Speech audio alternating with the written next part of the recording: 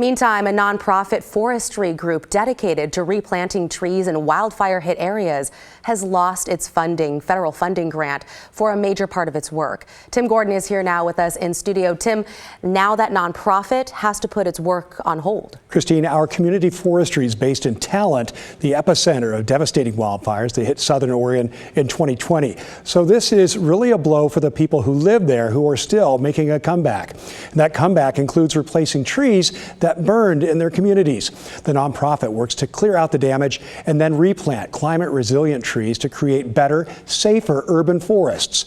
They do it with a focus of diversity, equity, and inclusion to help those who can least afford to rebuild and regrow. The organization has used $100,000 of $600,000 in grant money, but then the federal funds were frozen in January and more recently just revoked. An arborist with the group can't help but wonder if they were targeted by the Trump administration because of DEI. That was one of the things personally that's been kind of confusing to me, is to take this kind of stance on being so against DEI. Because for me, the way that I just see it is, hey, let's try to get as many people into these conversations and into these services and into this community development as possible.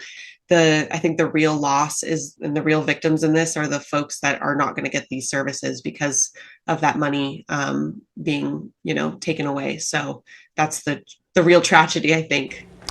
Ralph says the Oregon Department of Forestry came through with $190,000 to allow our Community Forestry to continue with projects already underway. But for now, it is not able to accept more applications for help. Ralph says that won't stop them from pushing forward, which will include looking for more ways to raise money. David? Once again, a lot of uncertainty. Appreciate your reporting, Tim.